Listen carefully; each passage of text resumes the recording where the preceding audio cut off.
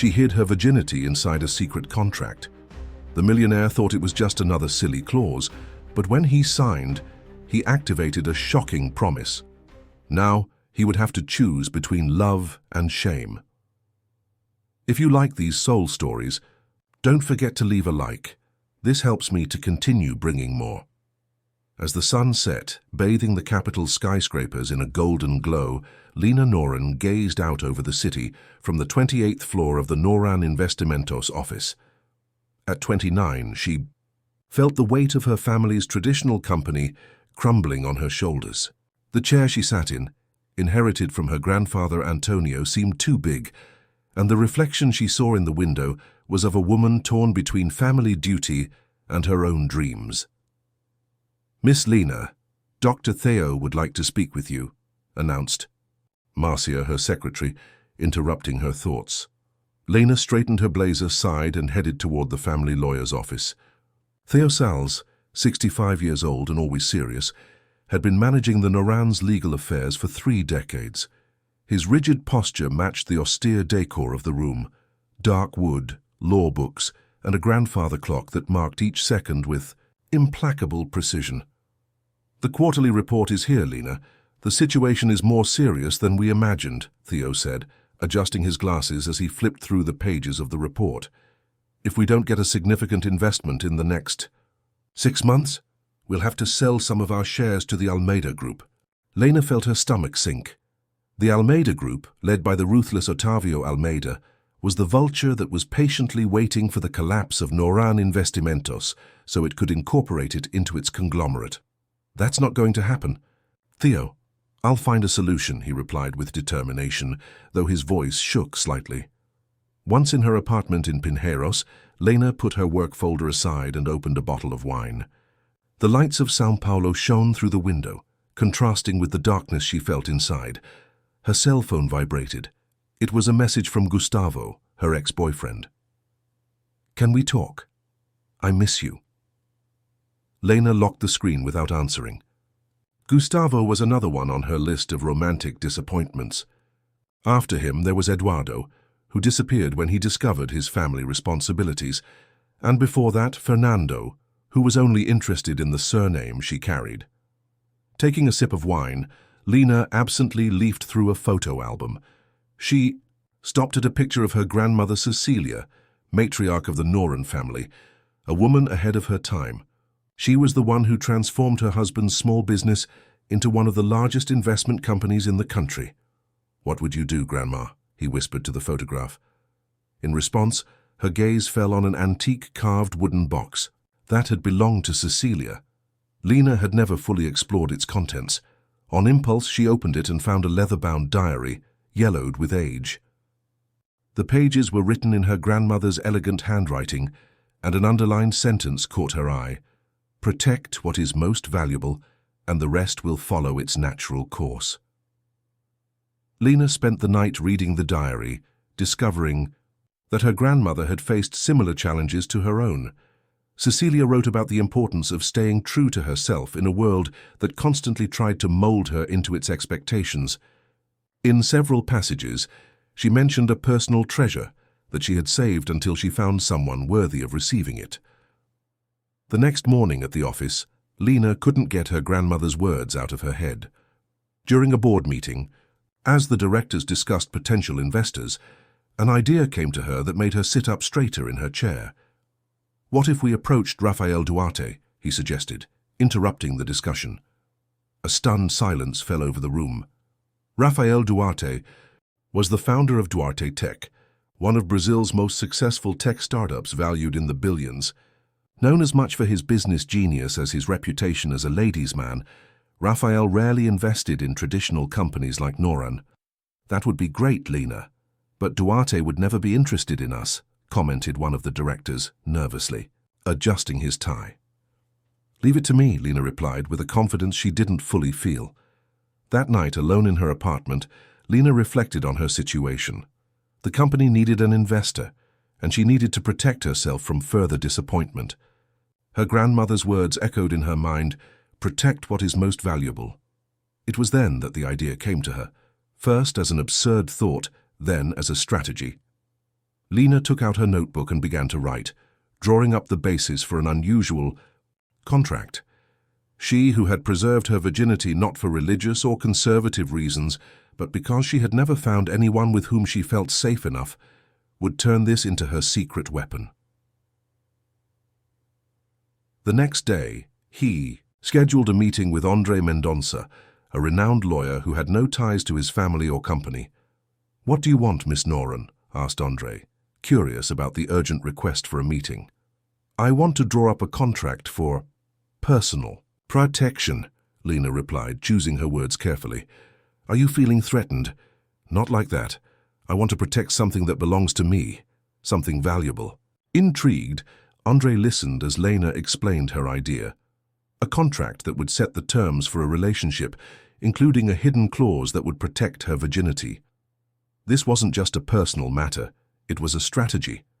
If he could pique Rafael Duarte's interest through this enigma, he could lead him to invest in Noran Investimentos. "That's unusual," Andre commented, adjusting his glasses, "but technically feasible. I can work out something that will protect your interests without explicitly revealing what's being protected."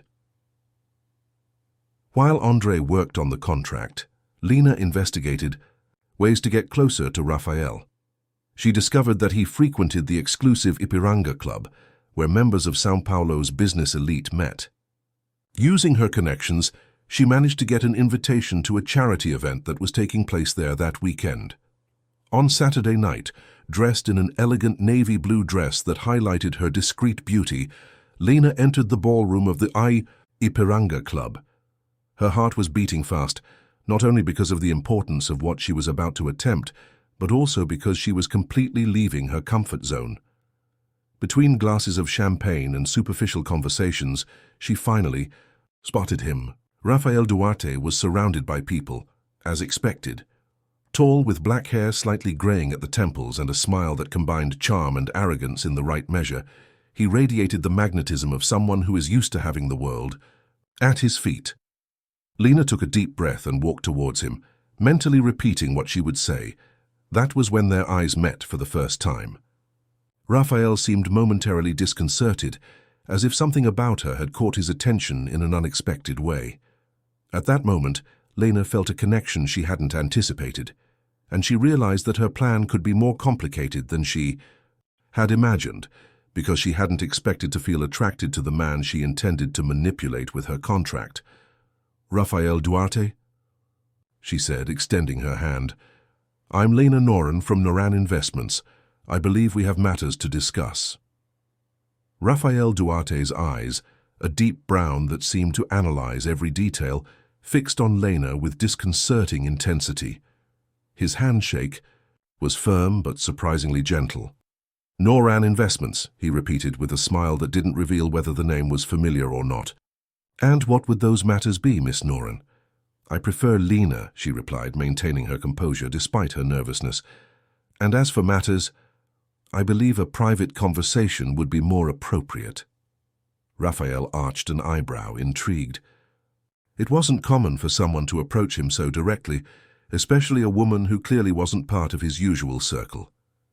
"Interesting," he murmured, looking around. "We can talk on the terrace. It's less crowded." As she followed Rafael through the Ipiranga Club hall, Lena felt curious and even envious glances. Rafael's reputation as a ladies' man was not exaggerated. Several women tried to capture his attention along the way, but he remained focused on his new companion. The terrace offered a panoramic view of São Paulo, a carpet of light stretching to the horizon. The night breeze brought relief from the heat of the hall, and Lena took a deep breath, organizing her thoughts. "So," Rafael said, leaning against the marble balustrade, "what does Noran Investments want with me? I should warn you that I don't usually mix investments with social events." "Actually," Lena replied, deciding to change her original approach, "I didn't come tonight as a representative of the company, but to propose something different." She opened her purse and took out a sealed envelope. Inside was a shortened version of the contract Andre had prepared, omitting specific details but keeping the essentials. A proposal for a relationship based on clear rules, with an enigmatic Clause about the protection of a valuable asset. Raphael examined the document with growing curiosity. When he finished, his eyes sought Lena's, now with a different gleam, a mixture of suspicion and fascination. "That's unusual," he commented, carefully folding the paper. "I'm trying to decide if you're extremely calculating or just eccentric." "Maybe a little of both," Lena replied honestly. "But mostly I'm someone who knows what I want and how to protect what I value." Raphael smiled, genuinely amused. "And this valuable asset that the contract mentions but conveniently doesn't specify, may I ask what it is?" "You can ask, but I won't answer. Not yet." The silence that followed was thick with tension. Raphael studied Lena as if she were a complex puzzle, while she maintained a calm facade that masked her racing heart. "Why me?" he asked finally. "I'm sure there's no shortage." "5 candidates for whatever it is you're proposing." Lena hesitated. This was the tricky part. She had to pique Raphael's interest without revealing her full plan. "Because you have something I need," she replied, choosing her words carefully.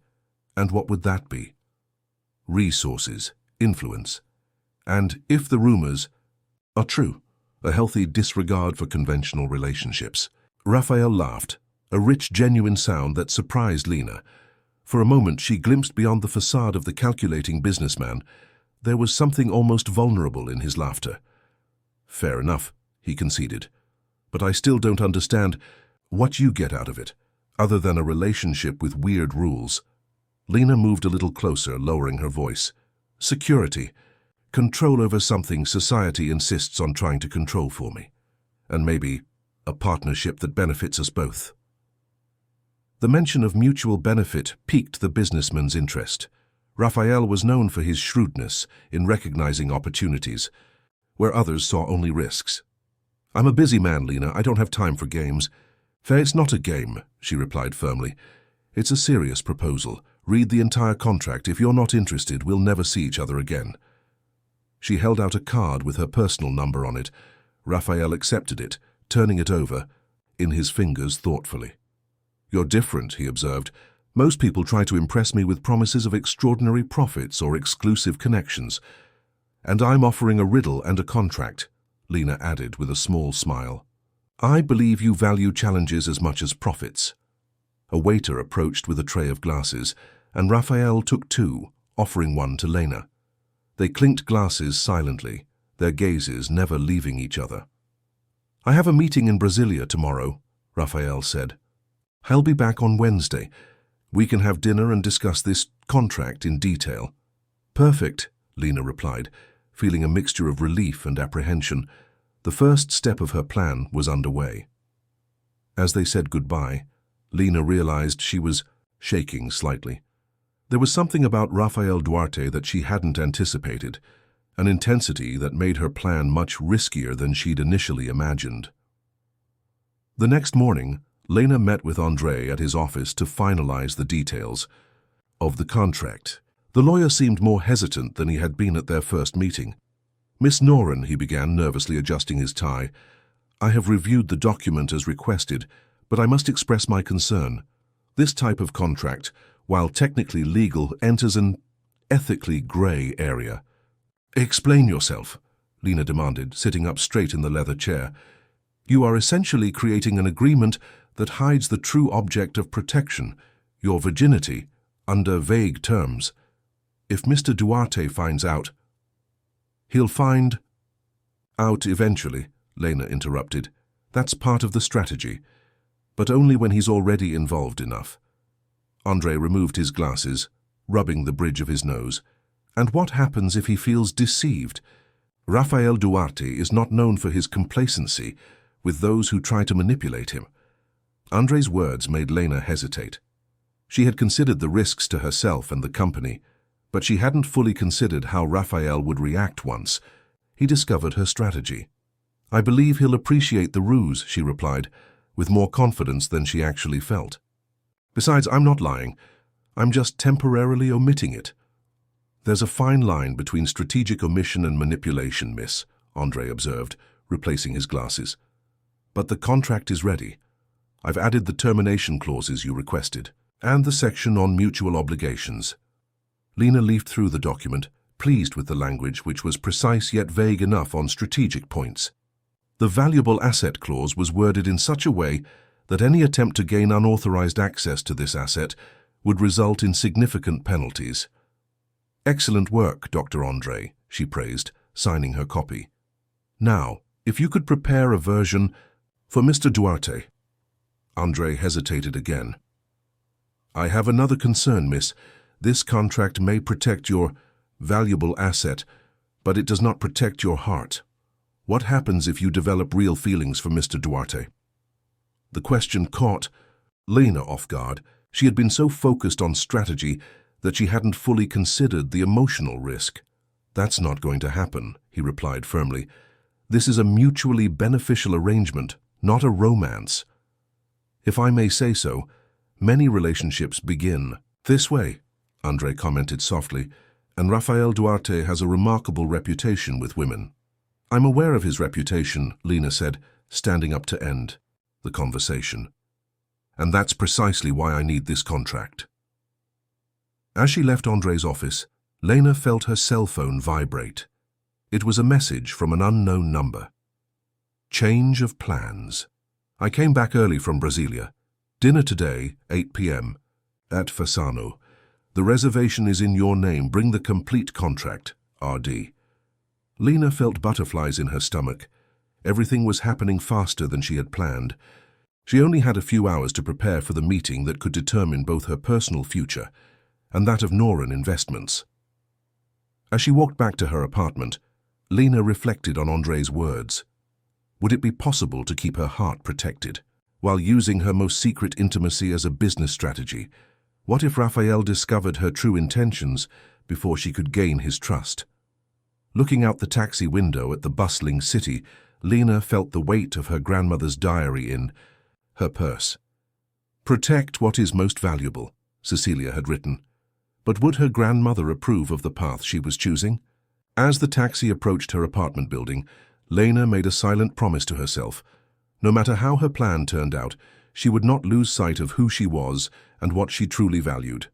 The contract might protect her virginity, but it was up to her alone to protect her essence. Fasano Restaurant, located in the heart of the Jardins neighborhood, was the epitome of São Paulo elegance. Soft lights bathed the sophisticated ambience as Lena waited at her reserved table, the contract carefully tucked away in her leather briefcase. Dressed in a discreet black dress that enhanced her natural beauty, she glanced at her watch for the third time in the last 5 minutes. At 8 o'clock sharp, Rafael Duarte entered the restaurant. Even among Fasano's exclusive clientele, his presence caused a slight buzz. Wearing an impeccably tailored navy blue suit, he walked with the confidence of someone accustomed to being the center of attention. His eyes met Lena's immediately, as if he knew exactly where she would be. "I hope I didn't keep you waiting," Rafael said, sitting down across from her in one fluid movement. "It's just in time," Lena replied, watching as the maitre d' promptly approached with the wine list. Rafael politely waved the letter away. "The 2015 Barolo, please." Turning to Lena, he added, "If that's okay with you, of course." "Perfectly," she replied, appreciating the refined choice but also noting the subtle display of control. The sommelier walked away, and Rafael leaned slightly across the table. "I confess that your contract kept me awake last night. It's a peculiar proposition." "Peculiar enough to pique your interest," Lena observed, allowing herself a small smile. "Curiosity would be a more accurate description," he corrected. "Few people surprise me these days, Miss Noran." "Lena," she reminded him. "Lena," he repeated, savoring the name. "Did you bring the completed contract like I requested?" She nodded, but made no move to open the folder. "First, I would like to better understand your motivations, Mr. Duarte." "Rafael," he corrected with a smile. "And as for my motivations, let's just say your unconventional approach piqued my interest. In my world, people usually want the obvious: money, power, connections. You seem to want something different." The wine arrived, momentarily interrupting the conversation. After the ritual of approval and the first silent toast, Lena felt the warmth of the Barolo strengthen her resolve. "What I want is simple," she began. "Autonomy over something that many have tried to claim throughout my life." "Your mysterious, valuable possession," Raphael commented, his eyes never leaving hers. "Exactly." Lena opened the folder and slid the contract across the desk. "This document sets forth the terms of a relationship that respects specific boundaries. In exchange for your participation and discretion, I offer exclusivity and a partnership that I believe will be mutually beneficial." Raphael flipped through the document meticulously, his face impassive as he absorbed every word. When he reached the section that mentioned penalties for breach of contract, he raised an eyebrow. "Substantial fines," he noted. "You really value your privacy." "I value my autonomy," Lena corrected, "and I believe that clear relationships with defined expectations save both parties from future disappointment."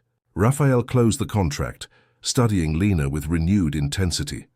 "I still don't fully understand what you get out of this, a contractual relationship with a man you barely know."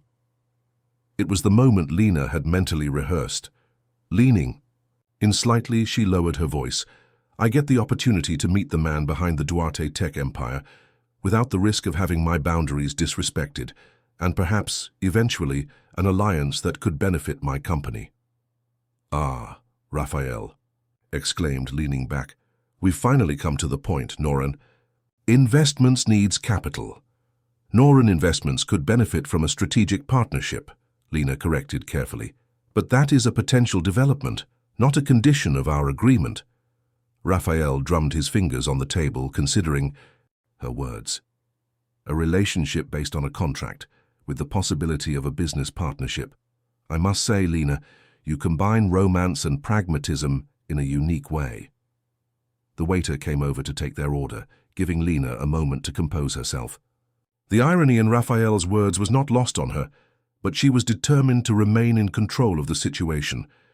After placing their orders, scallops for her, filet with truffle sauce for him, Raphael resumed the conversation. "What happens if I sign this contract and then find out that your valuable asset isn't worth it?" The question was direct, almost provocative. Lena felt heat rise up her neck, but she maintained her composure. "The contract includes a mutual termination clause after 3 months," she replied. "But I can assure you that what I am protecting is invaluable, at least to me." "And for your family?" Raphael asked, surprising her. Lena hesitated. "What do you mean?" "Noran Investimentos is facing difficulties. Its main competitor, Grupo Almeida, is positioning itself for a hostile takeover. Does your valuable asset have anything to do with this?" The accuracy of the information left Lena momentarily speechless. Rafael Duarte was better informed about her situation than she had anticipated. "You've done your homework," she said, recovering, "but my personal proposal and the company's situation are separate matters."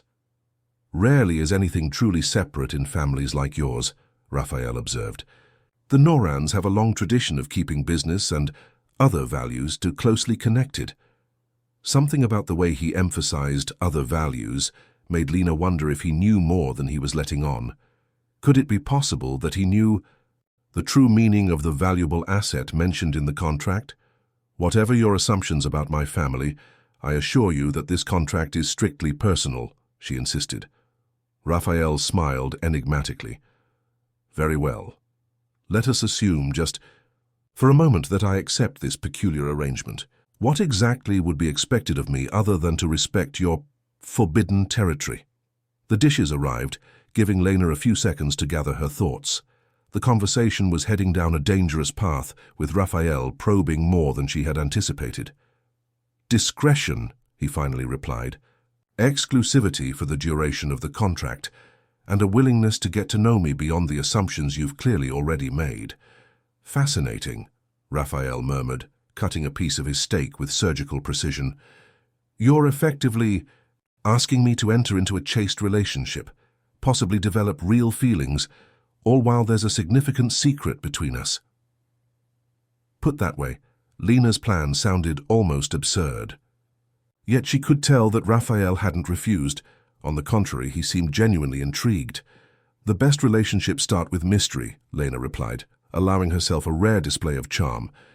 And I end many of my days bored by people's predictability, don't you? This got a genuine laugh from Raphael. Touché. Predictability is the enemy of innovation, both in business and in personal life. They continued their meal, the conversation drifting to lighter topics, literature, art, the transformations of São Paulo in recent years. Lena discovered, to her surprise, that Raphael was an eloquent conversationalist, with well-formed opinions on a variety of subjects. Behind the facade of a ruthless businessman lay a curious and insightful mind. When dinner was over, Raphael asked for the bill and then reopened the contract, analyzing the last page where 2 lines awaited signatures. There is still one question. That puzzles me, he said, twirling the pen between his fingers. Why me? São Paulo is full of men who might be interested in your unusual proposal. The question caught Lena off guard. She had prepared explanations for almost every possible question, except this one. Because you have a reputation for honoring agreements, she replied after a moment, and because I believe that, like me, you value experiences that defy convention. Raphael studied her face, as if searching for signs of manipulation or deceit. Whatever he saw seemed to satisfy him, for he leaned forward and signed the document with a confident flourish. Consider me intrigued, Lena Noren, he said, pushing the contract back to her. Let's see where this experiment takes us. Lena signed her copy, feeling a mixture of triumph and apprehension. The first phase of her plan was complete, but she couldn't ignore the sense that there was something in Raphael's eyes, an understanding that went beyond the words of the contract. As they left the restaurant, Raphael walked her to her car. Before they said goodbye, he held her hand and kissed it lightly, an old-fashioned gesture that contrasted with his modern image. Our contract officially begins now, he said. I will abide by its terms to the letter. But know, Lena, that I intend to find out exactly what it is you are so zealously protecting. Good luck, she replied with an enigmatic smile, getting into the car. As the driver pulled away from the restaurant, Lena allowed herself to relax for the first time that evening. The plan was in motion, but there were complications she hadn't anticipated. Rafael Duarte was more cunning and more dangerous than she had imagined, not just because of his business acumen, but because of his ability to awaken in her a curiosity that went beyond strategy. In the apartment, Lena took her grandmother's diary from the bedside table drawer. She opened it to a marked page where Cecilia had written, "The true value of something is not in keeping it hidden, but in sharing it with someone who understands its meaning." She closed the diary, wondering if Rafael Duarte was that someone, or if she was about to make the biggest mistake of her life. The next few weeks unfolded at a pace Lena hadn't anticipated. What had begun as a calculated strategy to attract a potential investor gradually transformed into something more complex. Rafael fulfilled his contract with surprising dedication. Their interactions, which were initially formal, evolved into meetings that Lena looked forward to with growing anticipation. Dinners in discreet restaurants, walks through Ibirapuera Park at dusk, conversations that went on into the early hours of the morning on topics ranging from philosophy to childhood memories. One Sunday afternoon, while they were walking through the State Art Gallery, Raphael surprised Lena with his knowledge of Brazilian art. "My mother was a restorer," he explained, looking at a Tarsila do Amaral canvas. "I grew up among brushes and solvents, learning the difference between a Portinari and a Di Cavalcanti before I could even read properly. I never imagined that the feared Rafael Duarte had a childhood surrounded by art," commented Lena, glimpsing yet another layer of the man she was trying to decipher. Raphael smiled, a gesture that Lena had learned to appreciate because of its rarity in public. "There are many things about me that don't correspond to the image the press has created." "Like the fact that you never tried to break our contract?" Lena asked, venturing into dangerous territory. Raphael's smile disappeared, replaced by a more serious expression. "A contract is a commitment. Besides," he paused, his eyes meeting hers, I'm discovering that there are forms of intimacy that go beyond the physical." Those words stayed with Lena long after that day, echoing in her mind as she tried to reconcile the man she was meeting with the plan she had made. At Noran Investimentos headquarters, however, the situation was deteriorating rapidly. During a tense meeting with the board of directors, Theo presented the latest financial projections. "We need an immediate injection of capital," the lawyer said, his normally controlled tone betraying concern. "The Almeida Group has increased its offer, but it remains a hostile proposal that would result in the dissolution of the company's identity." "What about the other potential investors?" asked one of the directors. "Everyone backed down when they learned of Otavio Almeida's interest," Theo replied. "No one wants to go to war against him." Eyes turned to Lena. "What about your contact with Rafael Duarte? Has there been any progress?" Lena felt the weight of collective expectation. In recent weeks, she had deliberately avoided business discussions with Rafael, fearing that it would jeopardize the fragile connection they were building. "We are developing a relationship of trust," she replied carefully. "I believe I will be able to present a formal proposal soon." The meeting ended in an atmosphere of apprehension. In the hallway, Theo caught up with Lena before she could return to her office. "We need to talk in private," he said, his face paler than usual. In Theo's office, out of earshot of the other directors, the lawyer closed the door and took a folder out of his safe. "I found something in your grandfather's old files," he began, his voice barely above a whisper. "Something that might explain Otavio Almeida's persistent interest in our company." Lena sat up, suddenly alert. "What's this about?" Theo hesitated. "You know that your grandmother Cecilia was instrumental in the expansion of Noran Investments, right?" "Of course, she turned my grandfather's small business into one of the largest investment companies in the country." "Yes, but what few people know is how she got the initial capital for this expansion." Theo opened the folder, revealing documents yellowed with age. Cecilia owned a family heirloom, a priceless object that she used as collateral for a significant loan. Lena leaned over to examine the documents. "What kind of relic?" "A gold and emerald medallion, inherited from his grandmother's Portuguese family, dating from the colonial period. Its historical and material value is considerable, but its true value lay in an inscription on the back. Coordinates for a property in the interior of Minas Gerais, where there is supposedly an emerald mine that has never been officially explored." Lena's heart raced. "And where is that medallion now?" "That's the thing," Theo sighed. "Cecilia never had to put up the medallion as collateral. When the loan was paid off, she stored it in a secret location, promising to pass it on only to an heir who proved himself worthy of her trust. According to these documents, family tradition dictated that the medallion should only be given to a descendant who maintained his—" Theo coughed, visibly uncomfortable. "Purity, until someone truly worthy was found." Lena felt her blood run cold. "Are you saying my virginity is tied to a family heirloom that could save the company?" "Not only that," Theo continued, speaking quickly now as if he feared losing his nerve. "There are rumors that Otavio Almeida found out about the medallion and the coordinates to the mine. The Noran acquisition is not just a market move. It is an attempt to gain access to the family's private archives and potentially the medallion." Lena's mind worked frantically, connecting pieces that had previously seemed disconnected. Her grandmother's words in her diary, "Protect what is most valuable," took on a whole new meaning. But how would Octavio know about this? And why do you think I have the medallion? Theo removed his glasses, rubbing his tired eyes. "Otavio Almeida and your grandfather were friends before they became rivals. And as for you, well, you're the only descendant who still maintains the condition stipulated by Cecilia." Lena stood abruptly, pacing the room as she took in the revelation. Her contract with Rafael, which had started as a personal strategy, was now intertwined with a family legacy and the future of the company in ways she could never have imagined. "I need to find that medallion," she murmured. "If it exists, and if your grandmother really hid it for you, there should be some clue in the diary you mentioned," Theo suggested.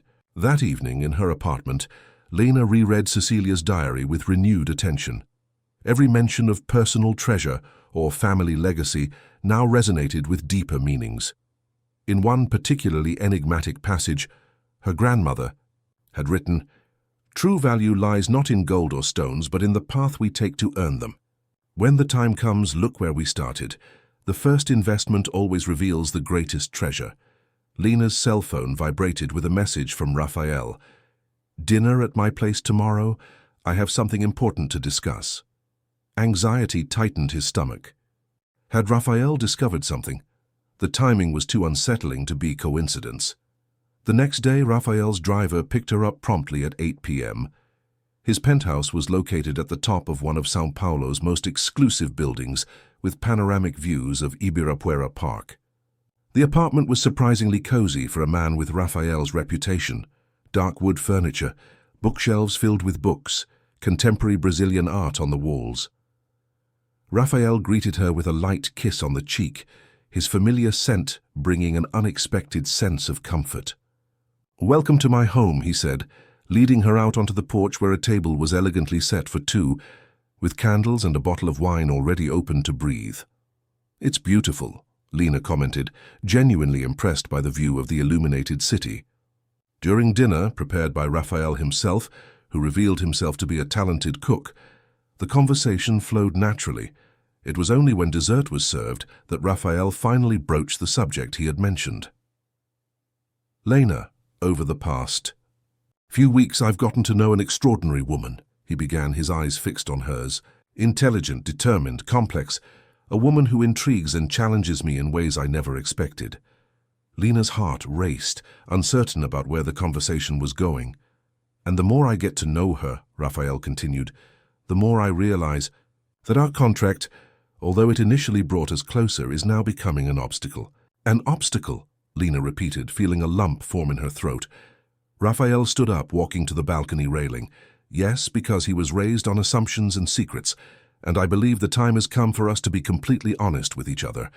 He turned to her, his face illuminated by the soft candlelight. "I know about the locket, Lena, and I know what your virginity means to the Noran legacy." The confession hit Lena like a physical blow. She felt the blood drain from her face. "How?" "I have my resources," Raphael replied, "but the important thing is not how I found out, but what I intend to do with this information." Lena stood up too, suddenly vulnerable. "And what do you intend to do?" Raphael stepped closer, taking her hands in his. "I want to help you find the medallion and protect Noran Investments, but I want to do it not as part of a contract, but as someone who cares deeply about you. If this story is touching your heart, leave a heart in the comments." The sincerity in her voice was palpable, but Lena had learned to be cautious. "Why? What's your interest in all this?" A melancholy smile formed on Raphael's lips. "Maybe because, like you, I also carry a family legacy that shapes my choices. Or maybe because, for the first time in a long time, I found someone who sees beyond the businessman everyone fears." He paused, releasing her hands to pull an envelope from his inside jacket pocket. "I have something for you." Lena opened the envelope with trembling fingers. Inside was an old photograph of two young women smiling at the camera, one of them unmistakably her grandmother Cecilia. "The other woman is my grandmother Helena," Raphael explained. "They were close friends before their family businesses went their separate ways. It was my grandmother who helped Cecilia hide the locket." "So you know where he is?" Lena asked, her voice barely above a whisper. "Not exactly. But I have a clue that, combined with your grandmother's diary, could lead us to him." Raphael hesitated, his eyes revealing a rare vulnerability. "But before we go any further, I need to know, do you trust me, Lena? Not because of the contract, but in spite of it." The question hung between them, loaded with implications. In the silence of the São Paulo night, Lena faced a choice that went far beyond the search for a family heirloom. It was a choice about trust, vulnerability, and the possibility of a feeling she had tried to protect herself against from the beginning. The silence between them felt endless, filled only by the distant hum of the city below. Lena studied Raphael's face, searching for any sign of manipulation or deceit. Instead, she found a genuine vulnerability she had never glimpsed before. Yes, she finally replied, surprising herself with the conviction in her voice. I trust you. The relief in Raphael's eyes was palpable. He stepped closer, gently holding her shoulders. Thank you, he said simply. That means more than you know. Lena felt a warmth spread through her chest, a sensation that went beyond confidence, something dangerously close to a feeling she had sworn to guard against. Now, she continued, regaining her objectivity, tell me about this clue. Raphael led her into the apartment, to his office. An elegant room with a large dark wood desk dominated the room, bookshelves covered 2 entire walls, and a panoramic window offered another spectacular view of the city. From a locked drawer he withdrew a small antique box.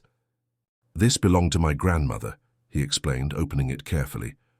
Inside was a folded piece of paper, yellowed with age.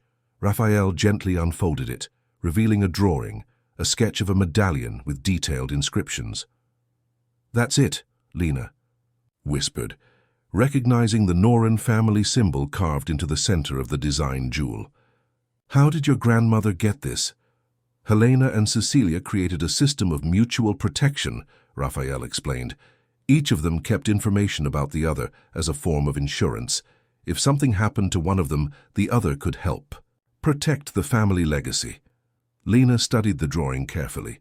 On the back of the medallion were partial coordinates and an inscription in Latin, Initium sapientiae timor Domini. The beginning of wisdom is the fear of the Lord, Lena translated. It's a biblical passage. And it might be a clue, too, Raphael suggested. Was your grandmother religious? Not traditionally, but she valued spirituality. She would occasionally visit the Say Cathedral. An idea began to form in Lena's mind. Wait, in the diary she mentions, look where we start. The first investment always reveals the greatest treasure. Noran's first major investment was to finance the restoration of a historic chapel in downtown São Paulo. Shortly after, my grandfather and grandmother were married. Raphael nodded enthusiastically. The chapel of Santa Lucia in the old town. I remember my grandmother mentioning it. It was considered a strange move at the time, an investment company financing the restoration of a church. It wasn't just philanthropy, Lena concluded, the pieces falling into place. It was a perfect hiding place. Who would look for a valuable relic in such a public yet protected place? We need to go there, Raphael said, checking his watch, but the chapel will be closed at this time. Not necessarily, Lena replied with a small smile. The Noran family is still one of the main supporters. I have access. An hour later, Raphael's car was parked near the small chapel in the historic center of São Paulo. Despite the late hour, the streets were still busy, people leaving bars and restaurants, tourists admiring the preserved colonial architecture in that part of the city. The Chapel of Santa Lucia, built in the 18th century, stood out with its white facade and stone details. Small and discreet compared to the city's large churches, it maintained a peculiar charm that made it special. Lena used an old key to open a side gate. This way, she whispered, leading Raphael through a small garden to a secondary entrance. Inside the chapel, the only light came from a few votive candles and the city light streaming through the colored windows. The silence was profound, almost tangible, heavy with the weight of centuries of prayer and contemplation. It's beautiful, Raphael commented, his voice naturally low in the room. His eyes roamed over the architectural details, the restored frescoes, the dark wooden benches polished with use. The chapel was dedicated to Saint Lucy, the patron saint of sight, Lena explained, walking down the center aisle.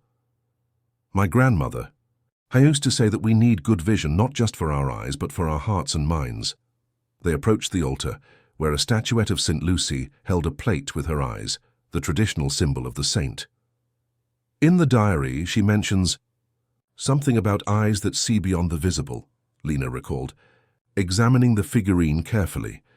Raphael was looking not at the statuette, but at the altar itself. Look at these markings, he said, pointing to subtle carvings in the dark wood. They look like coordinates. Lena leaned in to take a closer look. They match the partial coordinates in the drawing. Carefully, Raphael pressed the specific points in the indicated sequence. A soft click was heard, and a secret compartment opened at the base of the altar. Small, almost imperceptible, perfectly integrated into the design. Lena reached into the hidden space, her heart racing as her fingers touched something metallic. Slowly she withdrew an object wrapped in faded red velvet. With trembling fingers, he unrolled the cloth, revealing a gold medallion encrusted with emeralds, exactly like the one in the drawing. The Noran family symbol was carved in the center, surrounded by delicate arabesques that told the story of their lineage. "It's extraordinary," Raphael murmured, not daring to touch the object. Lena turned the medallion over, revealing the inscriptions. On the back, full coordinates and a message in Old Portuguese that she translated mentally. "True wealth is in the land, but true value is in the heart." "The coordinates point to a property in Minas Gerais," she explained. "According to family legend, there is an unexplored emerald mine there, part of the dowry my great-great-grandmother brought when she married a Noran. That would explain..." "To Otavio Almeida's stubborn interest," Raphael commented. "A gemstone mine would be worth much more than Noran Investimentos itself." Lena nodded, taking in the magnitude of the discovery. "My grandmother protected this her entire life, hoping the right person would find it at the right time." As he carefully placed the medallion back into the velvet, a noise from the chapel entrance made them both freeze. Footsteps echoed, on the stone floor, deliberately approaching. "Finally," said a male voice that Lena recognized immediately. "I must thank you for doing the heavy lifting for me." Andre Mendonça, the lawyer who had drafted Lena's contract, emerged from the shadows with a calculating smile. Beside him was an older man with grey hair and a stern expression, Otavio Almeida. "Andrew?" Lena stood up, confused. "What does that mean?" "Business, my dear," Andre replied softly. "Just business. Mr. Almeida offered a considerable sum for me to keep him informed of his unusual movements." Raphael stepped forward, positioning himself protectively between Lena and the two men. "How did you find us?" Otavio laughed, the sound devoid of humor. "Modern technology, young man. Miss Noran's car has had a tracker on it for weeks. A necessary precaution, considering the value of what she might eventually find." "This is an invasion of privacy," Lena protested, clutching the locket to her chest. "Legal details we can discuss later," Octavio replied with a dismissive gesture. "Now, if you could hand me the medallion, we can resolve this situation civilly." "This medallion belongs to the Noran family," Lena stated firmly. "It is part of our legacy." "A legacy that is about to be dissolved," Octavio countered. "Your company is sinking, Miss Noran. I offer an honorable exit. The medallion in exchange for preserving your family name in the new corporate structure." Raphael took another step forward. "Noran Investimentos doesn't need your charity, Almeida. In fact, I received news today that I was going to share with Lena. Duarte Tech is interested in a strategic partnership that would inject enough capital to stabilize the company." Otavio's expression hardened. "That's a bluff, Duarte. You're known for investing in technology, not traditional financial institutions." "Diversification is the key to longevity in business," Raphael replied calmly. "Something you should have learned after all your failed attempts at international expansion." The mention of his past failures made Otavio's face redden. He made a quick gesture to Andre, who advanced towards Lena. "Enough talk. A medallion, please." What happened next happened so fast that Lena barely had time to process it. Raphael moved with surprising agility, blocking Andre and knocking him off balance with one precise movement. The lawyer stumbled backward, tripping over one of the chapel pews. At the same time, the main doors of the chapel opened, and two uniformed figures entered. Private security guards from Noran Investimentos. "Miss Lena," one of them called. "We've received your distress signal." Lena looked at Raphael in confusion, who smiled discreetly. "I activated your company's security protocol when we realized we were being followed. A small precaution." Otavio Almeida assessed the situation quickly, realizing that the advantage had shifted. "This doesn't end here," he warned, helping Andre to his feet. That medallion and what it represents will eventually be mine. I suggest you reconsider your tactics, Almeida, Raphael replied coolly. Trespassing, corporate espionage, attempted coercion. There's enough material here for a very nasty lawsuit. The security guards escorted Ottavio and André out of the chapel, leaving Lena and Raphael alone again in the sacred silence of the place. How did you know we'd need security? Lena asked, still holding the locket tightly. I didn't know for sure, Raphael admitted, but I've learned over the years that when something seems so valuable, we're rarely the only ones interested. Lena studied the man before her in the soft candlelight. The Rafael Duarte she knew by reputation, calculating, ruthless in business, seemed like a caricature compared to the real man who demonstrated a depth and foresight that constantly surprised her. You mentioned a partnership with Noran, she said. Was that true or just a bluff to intimidate Octavio? Raphael smiled, his eyes reflecting the golden light of the candles. Why don't we talk about this tomorrow, with proper contracts and trusted lawyers present? For now, we have something more valuable to protect. Looking at the medallion in her hands, Lena felt the weight of generations. The object her grandmother had so carefully protected was now in her keeping, not just a symbol of material wealth, but of a legacy of feminine strength and determination. Yes, she agreed, putting it away carefully. And we have a contract to reconsider. Raphael's eyes met hers, a silent question hovering between them. Lena felt a blush rise to her cheeks, but she kept her gaze steady. Perhaps, she continued, it's time we wrote new terms. Together. Raphael's smile lit his face in a way Lena had never seen before, genuine, hopeful, almost vulnerable. It would be an honor, he replied, extending his hand to her. As she walked out of the chapel, the medallion clutched between them. Lena felt as if she were on the threshold of something extraordinary, not just the salvation of her family's company, but a personal journey she had never dared to imagine. The valuable asset she had tried to protect with her original contract now seemed like just the beginning of a much larger story about to unfold. The next morning dawned with a different clarity for Lena. In her apartment, she gazed at the medallion on the coffee table, its intricate details catching the sunlight streaming through the windows. The family jewel, hidden for decades, now represented not only a possible salvation for Noran Investments, but a turning point in her personal life. The sound of the doorbell interrupted his thoughts. When he opened the door, he found Theo, his usually serious expression now marked by palpable anxiety. Ottavio Almeida has called an extraordinary meeting of our main shareholders for this afternoon, he announced without preamble. He is trying to force a vote to approve the hostile takeover. Lena gestured for him to come in. He's in a state of disarray after last night's incident. Incident? Theo adjusted his glasses, confused. Without answering directly, Lena led him into the living room where the medallion rested. The lawyer's eyes widened in recognition. My God, he murmured, approaching cautiously, as if he feared the jewel might disappear.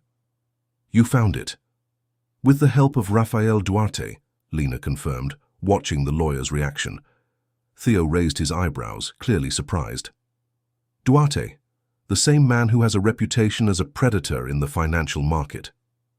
Reputations don't always reflect reality, Lena replied, remembering the many sides of Raphael that she had discovered in the past few weeks. He knew the connection between our families through his grandmother, who was a close friend of Cecilia's.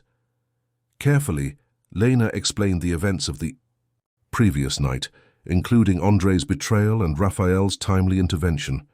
That explains Almeida's sudden move, Theo concluded thoughtfully.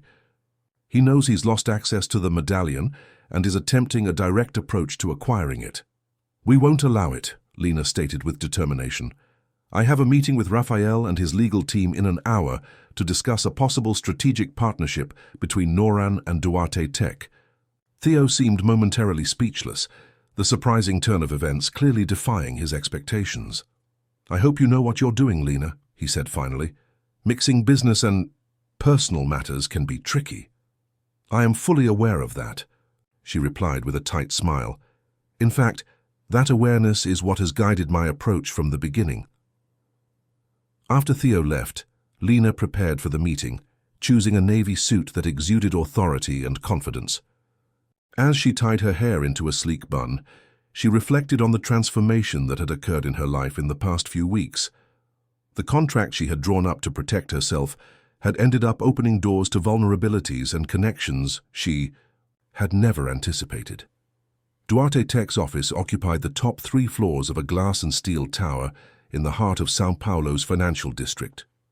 Unlike the traditional conservative decor of Noran Investimentos, the space was modern and dynamic, with open spaces, contemporary furnishings, and cutting-edge technology integrated into every aspect. Raphael greeted her at the entrance to the conference room, his warm smile contrasting with the corporate environment. "You look stunning," he commented quietly, leading her inside.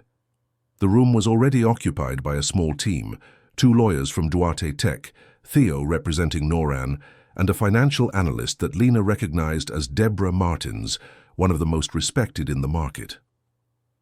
"Ladies and gentlemen," Raphael began, naturally assuming the role of mediator, "we are here to discuss a potential strategic alliance between 2 companies with distinct histories but complementary values." The meeting proceeded with professional efficiency. Raphael's proposal was surprisingly generous. Duarte Tech would inject enough capital to stabilize Noran Investimentos in exchange for a minority stake, preserving the Noran family's control over the company. "In addition," Raphael continued, "I propose the creation of a new subsidiary focused on financial technology, combining Noran's traditional expertise with Duarte Tech's innovation." As the lawyers hashed out the legal details, Lena watched Raphael with a new perspective. His approach was not that of a corporate predator looking to absorb a weakened competitor, but that of a partner genuinely interested in creating something new and valuable. "There's still the matter of the mine," Theo mentioned cautiously. "If the coordinates on the medallion really do lead to an emerald mine, ownership and operation of the mine, if confirmed, will remain entirely with the Noran family," Raphael interrupted firmly. "It is not part of this negotiation." Theo's look of surprise was momentarily broken by a small smile of approval. After 3 hours of detailed discussions, the preliminary terms were set. The financial analyst presented projections that showed how the partnership could not only save Noran, but potentially triple its market value over the next 5 years. "I think we have a promising agreement," Raphael concluded. "The final documents can be prepared by tomorrow in time for us to present a united front at the shareholders' meeting."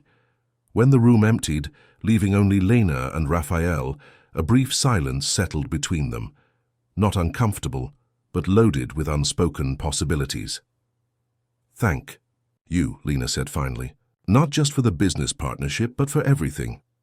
Raphael stepped closer, his eyes reflecting an intensity that had become familiar to her. "I'm not doing this just for Noran, Lena. I hope you know that." "I know," she replied softly. "And that makes everything more complicated and interesting." A smile appeared on Raphael's lips. "Speaking of complications, we still have a personal contract to discuss." Lena felt heat rise to her cheeks. "Yes, that peculiar document I drew up when I believed I needed to protect myself from you." "And now?" Raphael asked, his voice dropping to almost a whisper. "Do you still feel that need?" Before Lena could respond, her cell phone vibrated with an urgent message. It was from Marcia, her secretary. "Almeida has convinced 3 important shareholders to support him. Critical situation." Corporate reality intruded into their personal moment, reminding them that the battle was not yet won. "We need to act quickly," Raphael said, reading the message over Lena's shoulder. "We'll contact each of these shareholders individually before the meeting." The next few hours were a whirlwind of phone calls, impromptu meetings, and intense negotiations. Together, Lena and Raphael made a formidable team, she with her deep knowledge of the company and long-standing relationships, he with his strategic vision and persuasive skills. At the end of the afternoon, exhausted but satisfied, They managed to reverse the support of 2 of the 3 shareholders who had been influenced by Otavio Almeida. A productive day, Rafael commented as they walked through Ibirapuera Park, seeking a few moments of tranquility before the decisive meeting the next day. But we still have the medallion to consider. Lena nodded thoughtfully. The coordinates point to a property in the interior of Minas Gerais. If there really is a mine there, it would be an additional source of security for Noren, Rafael added, but it would also attract unwanted attention. Like Otavio Almeida's, Lena agreed, we need to check discreetly before rumors start circulating. Rafael stopped walking, turning to face her. Lena, before we go any further, I need to ask, what do you really want? Not for the company, not for your family's legacy, but for yourself. The question caught Lena off guard, not because of its nature, but because of its straightforward simplicity. For so long she had defined her desires in terms of protection, of her body, of her heart, of the family legacy. She had rarely considered what she actively desired. I want, she began, surprised by the emotion that suddenly choked her voice. I want to live without fear of being vulnerable. I want to build something that is truly mine, not just preserve what I inherited. And I want... She hesitated, her eyes meeting Raphael's. I want the freedom to love without contracts or conditions. Her slow smile formed on Raphael's lips, lighting up his face in a way that made Lena's heart race. In that case, he said, taking a small object from his pocket, perhaps it's time for a new kind of deal. It was not a ring, as part of Lena had momentarily feared and hoped, but an ancient key. This key opens a property in Parati, Raphael explained. A place I bought years ago as a refugee from the corporate world. It's where I keep the things I really value, away from the eyes of the business world. He placed the key in Lena's palm, closing his fingers around it. I'm not proposing anything. Other than transparency, he continued, a place where we can just be Raphael and Lena, without expectations or outside pressures, a neutral space to figure out what we really want to build together, if we want to build anything at all. The generosity of the gesture, not a demand or expectation, but an offer of space and possibility, touched Lena deeply. Thank you, she said, the key now warm in her hand. I think I'd really like to see that place. Back at her apartment, that night, Lena pulled the original contract from her drawer. The pages she had so carefully crafted now seemed to belong to another life, another version of herself. With calm resolve, she tore the document into small pieces. The next day, the meeting with shareholders was tense but decisive. Otavio Almeida entered the conference room with the confidence of someone expecting an easy victory, only to find a united front against his proposed acquisition. The presence of Rafael Duarte at Lena's side, announcing the strategic partnership between the companies, was the final blow to his ambitions. This doesn't end here, Octavius muttered as he passed Lena after the vote that overwhelmingly rejected his offer. That medallion and what it represents will still be mine. I'm sorry to disappoint you, Lena replied calmly, but some things just aren't for sale, not today, not ever. As Otavio left furiously, Raphael approached, his hand discreetly finding Lena's. How about a trip to Parati this weekend? He suggested. Then we can head to Minas Gerais and investigate the coordinates of the medallion. Lena smiled, feeling a lightness she hadn't experienced in years. Sounds like the perfect start to a new adventure. That night, alone in her apartment, Lena opened her grandmother's diary again, finding a passage she had read many times, but now understood in a completely new way. The true treasure is not what we keep under lock and key, but what we have, the courage to share with those who prove themselves worthy. True protection does not come from contracts or walls, but from the wisdom of choosing well whom to trust. Cecilia Noran, with her quiet wisdom, had understood something that Lena was only beginning to discover, that true strength lies not in hiding from the world, but in carefully choosing with whom to share your most precious vulnerabilities. The small stone house in Parati, hidden among the lush vegetation of the Mav, Atlantic forest and overlooking the sea, was exactly the kind of refuge that Lena would never have imagined associating with Rafael Duarte. Simple, rustic, and welcoming, it revealed a side of the businessman that few knew, his appreciation for authenticity and simplicity away from the spotlight of the corporate world. It was love at first sight, Rafael explained, as they walked along the wooden porch that wrapped around the house. I found this place by chance during a difficult trip, when I needed to reevaluate my priorities. Lena watched as the late afternoon light created golden patterns on Rafael's face, softening his features usually marked by business determination. What kind of difficult journey? She asked, realizing that despite the closeness they had developed, there was still much she didn't know about him. Rafael leaned against the railing, gazing out at the ocean that stretched to the horizon. It was right after my father died. I had just taken over Duarte Tech and was lost. My father built the company from scratch, with solid principles and a humanistic vision of technology. He paused, his eyes momentarily distant.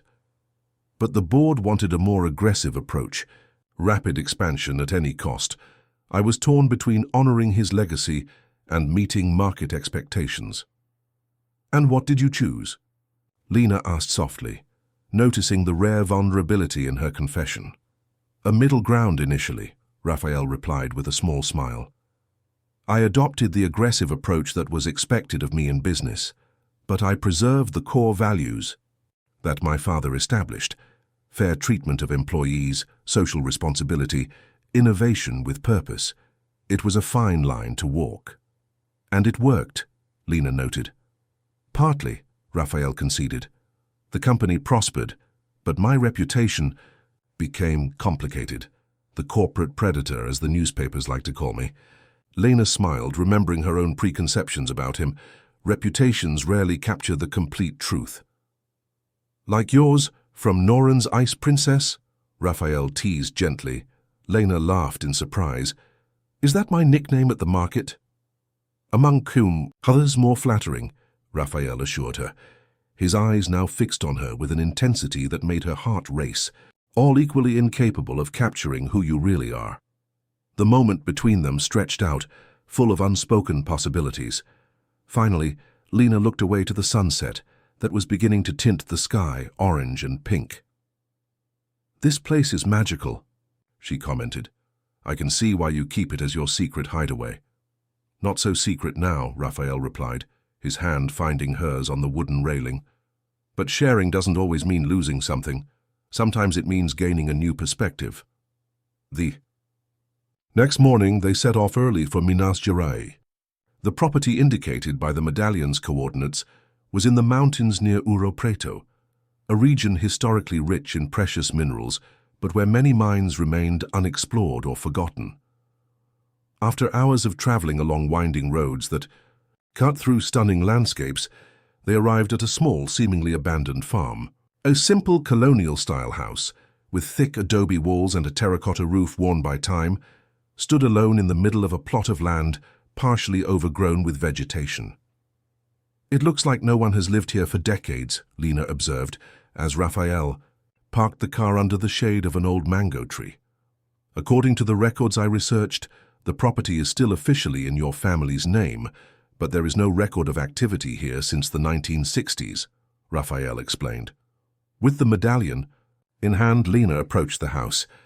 The front door was locked, but a rusty key hanging discreetly under the eaves, barely visible among the vines, caught her attention.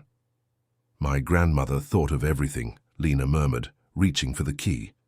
The interior of the house was surprisingly well preserved, as if it had been prepared for a long wait. Furniture covered with dusty sheets, old photographs on the walls, and an atmosphere of being suspended in time created an almost dreamlike feeling. Look, Rafael called, pointing to a photograph on the living room wall. In it, two young women were smiling at the camera.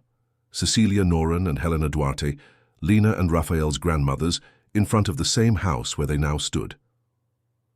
Our families were more connected than we realized, Lena commented, studying the image with emotion. In the Home's office, they found a detailed map of the property and Cecilia's meticulous notes on the supposed location of the mine.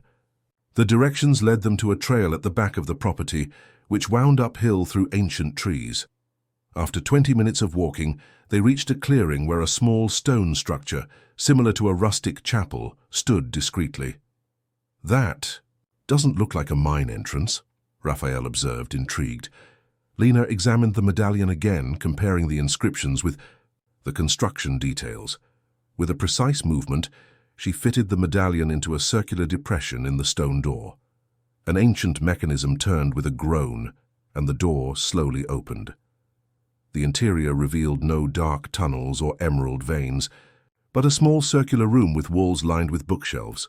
Books, ancient documents, and small artifacts filled the space, lit by a natural skylight in the stone ceiling. "Is it a library?" Raphael asked, confused. Lena walked forward slowly, her eyes scanning the titles of the books and documents. "This isn't just any library.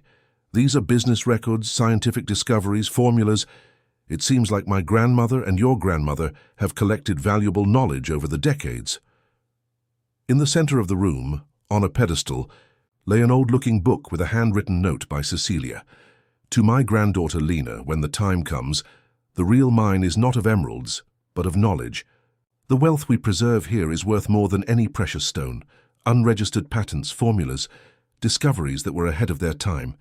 We have kept this treasure safe until the world is ready, and until you find someone worthy of sharing this legacy.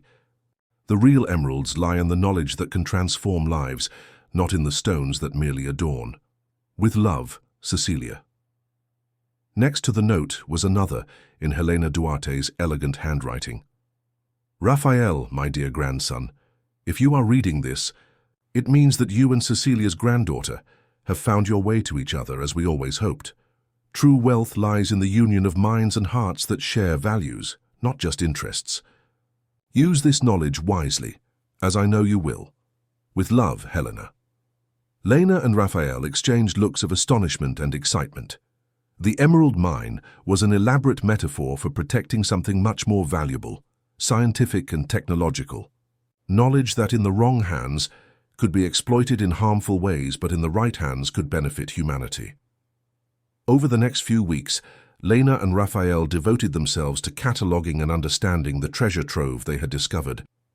Among the documents, they found unregistered patents for clean energy technologies, innovative medical treatments, and sustainable farming methods that were decades ahead of their time. With the help of trusted experts, they began gradually implementing these innovations through a new foundation, the Noran Duarte Foundation, dedicated to making these technologies accessible to those who needed them most, rather than simply maximizing profits. Noran Investimentos, strengthened by its partnership with Duarte Tech, took on a new direction under Lena's leadership. Instead of just managing wealth, the company began to prioritize investments in socially responsible and sustainable ventures, creating a new paradigm in the Brazilian financial market. On a sunny afternoon, 6 months after the discovery of the secret library, Lena and Raphael walked along the deserted beach in front of their house in Paraty. Their relationship had blossomed naturally, without pressure or expectations imposed by contracts, only by the mutual trust they had built. "I've been thinking a lot about our grandmother's legacy," Lena said, watching the gentle waves crash onto the sand. "They created something extraordinary together, preserving knowledge that could change the world, but they understood that timing and the right hands were essential." Raphael nodded, lacing his fingers with hers. "They understood that the real value is not in control but in protection until the right time to share." Lena smiled, remembering the contract she had drawn up less than a year ago, an attempt to protect something she held dear through control and secrecy. "I was so wrong," she reflected. "I thought I was protecting my virginity with that contract, when in reality I was just postponing the life I could have." "That contract brought us here," Raphael reminded him gently. "Perhaps it served exactly the purpose it needed to, not as a prison, but as a bridge." Stopping at the water's edge, Raphael turned to face her, his eyes reflecting the deep blue of the ocean. "Speaking of contracts," he said, a smile playing on his lips, I have a new proposal for you." From his pocket, he took out not a paper, but a small carved wooden box similar to the one that had held Cecilia's diary. "This is not a contract that confines, but one that liberates," he explained, opening the box to reveal a white gold ring, with a small emerald, not ostentatiously large, but a deep, luminous green that caught the light of the setting sun perfectly. "The emerald came from a small, legitimate mine on the property," Raphael explained. "Not a rich vein as the legend suggested, but enough for this symbol of our shared legacy." Lena felt tears form in her eyes, not just at the beauty of the moment, but at the extraordinary journey that had brought them here. "I accept your proposal," she replied, holding out her hand for him to place the ring on. "No hidden clauses this time." Raphael laughed, sliding the ring onto her finger. "Just a simple promise of honesty, respect, and the freedom to grow together, discovering new ways to value what we share every day." As the sun sank below the horizon, tinting the sky with shades of orange and pink, Lena thought of her grandmother's diary and the words she now fully understood. True value lies not in keeping something hidden, but in sharing it with those who understand its meaning. A month later, on the small property in Minas Gerais, now restored and transformed into the rural headquarters of the Noran Duarte Foundation, Lena and Raphael held an intimate wedding ceremony. Among the few guests was Theo, visibly moved to witness not only the union of two people, but the realization of a plan devised by two visionary women decades earlier. During the celebration, Lena announced the Foundation's first major initiative, a program that would help women break free from limiting social contracts by providing education, legal support, and entrepreneurial opportunities for those seeking financial and personal autonomy. "My grandmother taught me that true protection does not come from contracts or walls," she explained to guests, "but from the wisdom of choosing wisely who to trust and the courage to be vulnerable with the right people."